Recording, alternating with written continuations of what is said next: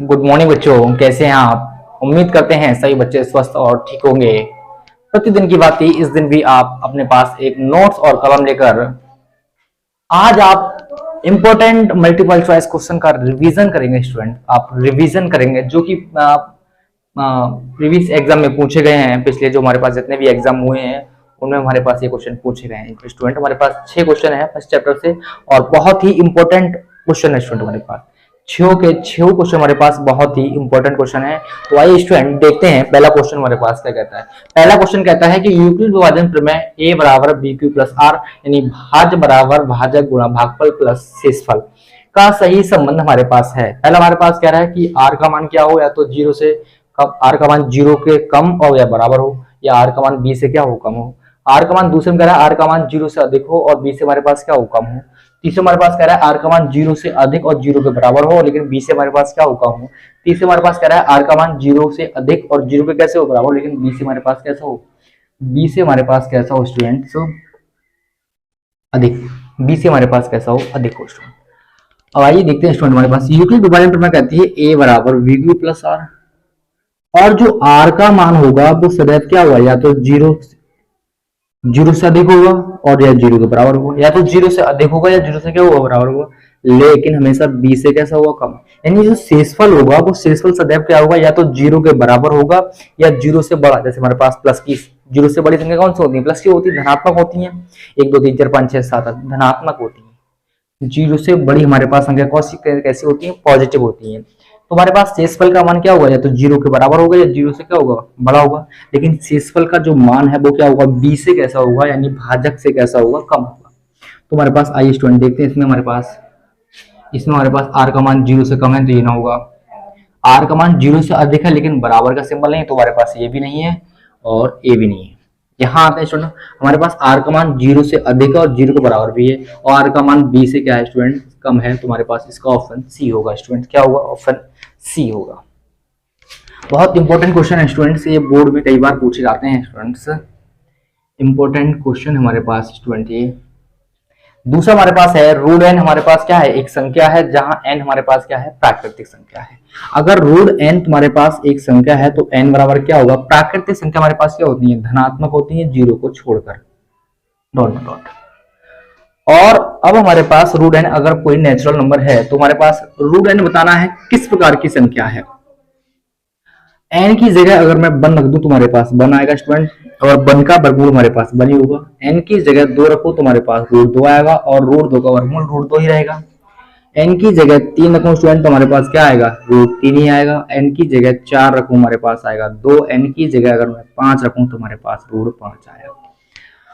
तो स्टूडेंट हमने देखा एक का वर्गमूल 1 होता है, रूट 2 का रूट 2 ही होता है, रूट 3 का रूट 3 होता है, रूट 4 का 2 हमारे पास होता है, रूट 5 का रूट 5 होता है। तो हमारे पास दो संख्या ऐसी हमारे पास क्या निकली, हमारे पास ये निकली परमेय, क्योंकि इनका वर्गमूल हमारे पास संख्या कैसी है, निश्चित है, और इनका वर्गमूल हमारे पास होता है।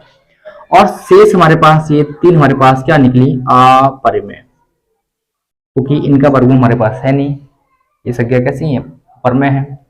हमारे पास दो संख्या परमेय और 3 संख्या हमारे पास क्या निकली, परमेय। और भी देखेंगे हमारे पास, तो इसमें क्या होगा, कुछ परमेय भी प्राप्त होंगे, कुछ अपरमेय प्राप्त होंगे। तो स्टूडेंट हमारे पास रूट एन तब क्या होगी, रूट एन परमेय व अपरमेय, यानी परमेय और वह अपरमेय क्या होगी स्टूडेंट, दोनों होगी। रैशनल नंबर और इर्रेशनल नंबर हमारे पास जो एन है हमारे पास क्या होगी, रैशनल नंबर और इर्रेशनल नंबर दोनों होगी स्टूडेंट। तो आइए देखते हैं इसका हमारे पास परमेय हमारे पास है नहीं, क्योंकि परमेय परमेय दोनों है, तो स्टूडेंट हमारे पास ए भी ऑप्शन गलत हो गया। अपरमेय हमारे पास इसलिए नहीं है क्योंकि हमारे पास परमेय अपरमेय दोनों है, परमेय भी हमारे पास अपरमेय भी दोनों हमारे पास। इसमें हमारे पास पहले में एक ऑप्शन दे रहा है कि परमेय, इसमें हमारे पास दोनों दे रहा है हमारे पास। और भी देखते हमारे पास दूसरा कह रहा है ए और बी दोनों, ए और बी दोनों, ए और बी मतलब क्या, परमेय भी और अपरमेय। तो स्टूडेंट दोनों की अपेक्षा हमारे पास जो ऑप्शन है वो सी करेक्ट है, क्योंकि हमारे पास संख्या इसमें परमेय भी है और हमारे पास क्या है, अपरमेय भी है। तो स्टूडेंट हमारे पास इसका ऑप्शन दूसरे हमारे पास क्या है, सी सही है स्टूडेंट, सी सही है। और डी में कह रहा है ना तो परमेय है ना ही अपरमेय, लेकिन स्टूडेंट हमारे पास रूट एन परमेय अपरमेय दोनों है। तीसरा कह रहा है सबसे छोटी सबसे छोटी विषम भाज्य संख्या है। तो स्टूडेंट सबसे छोटी विषम से बात पहले कर लेते हैं, बात करते हैं पहले विषम की। विषम कौन सी संख्या होती है जो 2 से विभाजित ना हो, जैसे 1 है, 3 है, 5 है, 7 है, 9 है, 11 है, 13 है, 15 है, आगे डॉट डॉट सो ऑन। अब ये हमारे पास विषम संख्या है स्टूडेंट्स। अगर ये हमारे पास विषम संख्या है तो लास्ट में कह रहे हैं भाज्य हमारे पास संख्या कौन सी है। अब इसमें हमारे पास विषम संख्या तो है, इसी विषम संख्या में से आपको पहली क्या करने हैं, भाज्य संख्या चयन करने हैं। भाज्य संख्या चयन करने से स्टूडेंट हमारे पास मतलब एक तो ना तो भाज्य ना ही अभाज्य। 3 हमारे पास भाज्य नहीं है क्योंकि 3 अन्य संख्याओं से विभाजित ना होगी। 5 भी हमारे पास भाज्य नहीं है, ये भी अन्य संख्याओं से विभाजित ना होगी। 7 भी हमारे पास भाज्य नहीं है, ये भी अन्य संख्या से विभाजित होगी स्टूडेंट। 9 हमारे पास भाज्य संख्या है जो अन्य संख्या यानी 3 से क्या हो जाएगी स्टूडेंट, विभाजित हो जाएगी। 3 3 हमारे पास 9 होते हैं, 9 हमारे पास क्या होगी, 3 3 9 हमारे पास 3 से विभाजित होने के कारण हमारे पास 9 क्या भाज्य है। और इसमें ना तो 11 भाज्य है ना 13 भाज्य है, और 15 भी हमारे पास क्या है 3 से विभाजित, और 5 दो संख्याओं से विभाजित हो जाती है, इसलिए हमारे पास 15 भी हमारे पास क्या भाज्य। लेकिन क्वेश्चन हमारे पास क्या कह रहा है स्टूडेंट, सबसे छोटी विषम भाज्य, सबसे छोटी विषम भाज्य। अगर हम ऑर्डर पे ध्यान दें, इन विषम संख्याओं में ध्यान दें तो सबसे हमारे पास क्रम में हमारे पास भाज्य संख्या यही है। तो स्टूडेंट 9 ही हमारे पास क्या होगी, सबसे छोटी और विषम, सबसे छोटी विषम भाज्य हमारे पास क्या होगी स्टूडेंट 9, क्योंकि 9 हमारे पास विषम भी है। विषम के साथ साथ क्या है, सबसे पहली हमारे पास विषम और भाज्य संख्या हमारे पास 9 है। तो इसका हमारे पास ऑप्शन क्या होगा स्टूडेंट, 9 होगा स्टूडेंट। इसका हमारे पास ऑप्शन क्या होगा, 9 होगा। अगर स्टूडेंट मैं इसकी जगह यहां सम कर दूं, क्वेश्चन पूछता कि सम भाज्य संख्या है, तो सम हमारे पास क्या होती है, जो स्टूडेंट 2 से विभाजित हो जाती है, जो 2 से विभाजित हो जाती हैं। अब हमारे पास दो क्या सम है लेकिन 2 भाज्य नहीं है, 2 अभाज्य है। 2 सम तो है लेकिन भाज्य नहीं है। स्टूडेंट हमारे पास 4 एक ऐसी संख्या है जो सम भी है और भाज्य भी है, क्योंकि ये संख्या 2 से विभाजित हो जाती है। ये संख्या क्या है, 2 से विभाजित हो जाती है, तो इससे हमारे पास 4 क्या है, सबसे छोटी क्या है, सम भाज्य संख्या स्टूडेंट है हमारे पास। लेकिन क्वेश्चन हमारे पास क्या है, यहाँ पर हमारे पास है विषम, तो इसका ऑप्शन ही होगा। अब पूछा स्टूडेंट निम्न में कौन सा सहभाज्य युग्म है। सहभाज्य युग्म का मतलब उन संख्याओं से है जिनका मासा हमारे पास स्टूडेंट कितना होता हो, 1 होता हो। तो सहभाज्य युग्म का मासा कितना होता हो, 1 होता हो। तो स्टूडेंट पहला हमारे पास ऑप्शन है 14,35।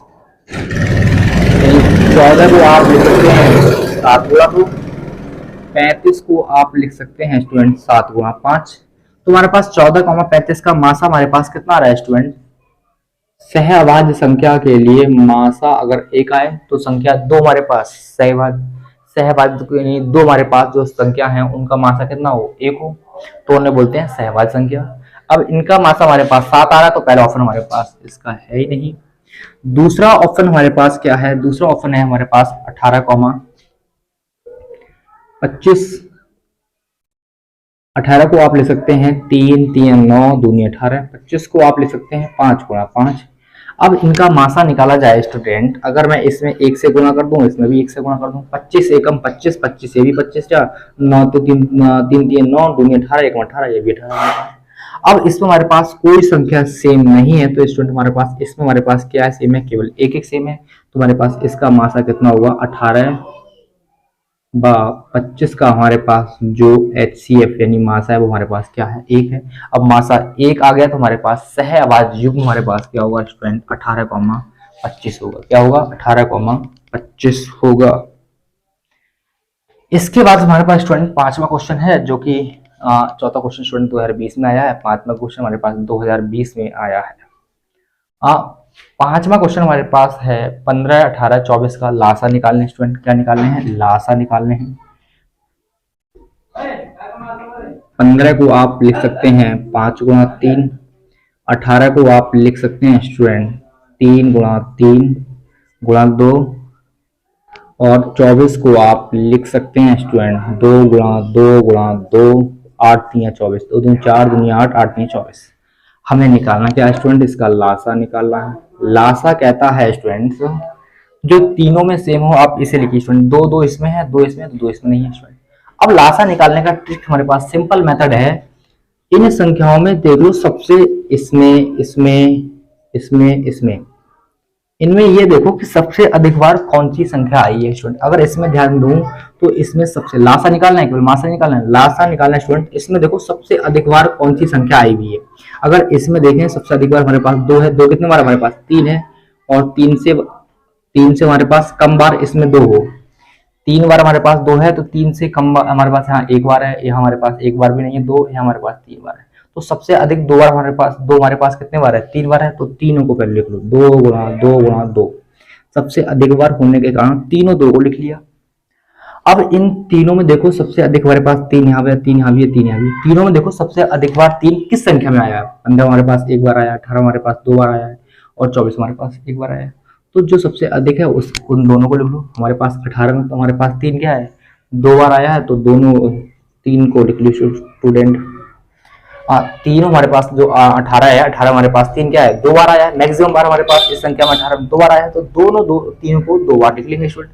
हमारे पास शेष क्या बचा स्टूडेंट, बचा हमारे पास 5। सबकी गुणा कर दो, गुणा करने पर जो आंसर होगा हमारे पास क्या होगा, लासा होगा।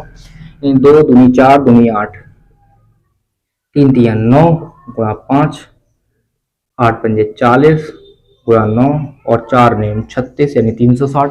तो इसका ऑप्शन हमारे पास 360 डी। तो 5 में का स्टूडेंट हमारे पास जो ऑप्शन है वो हमारे पास डी है। 5वें का जो हमारे पास ऑप्शन है स्टूडेंट वो हमारे पास क्या है, डी है। इसके बाद हमारे पास कह रहा है 2 अभाज्य संख्या हमारे पास a, b का मासा क्या होगा, ये आपको हम पहले बता चुके हैं। 2 अभाज्य, 2 या 2 से अधिक अभाज्य संख्याओं का टोटल जितनी भी अभाज्य संख्या उनका मासा क्या होता है, सदैव 1 होता है। इसका ऑप्शन स्टूडेंट सी होगा।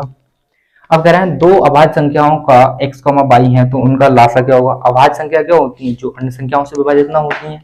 जैसे हमारे पास मान लो एक अभाज्य संख्या हमारे पास 2 है और एक 3 है, इनका लासा पूछते हैं तो इनकी गुणा करते 6 आता। अगर हमारे पास क्या होती है, दूसरी हमारे पास होती है 3 5, इनका लासा पूछते हैं 3 पंजे 15 आता। तो ऐसी हमारे पास अभाज्य संख्या क्या है, x और y है, तो इनका लासा क्या आएगा, इनका लासा आएगा xy। तो स्टूडेंट इसका भी ऑप्शन हमारे पास क्या है, सी सही है।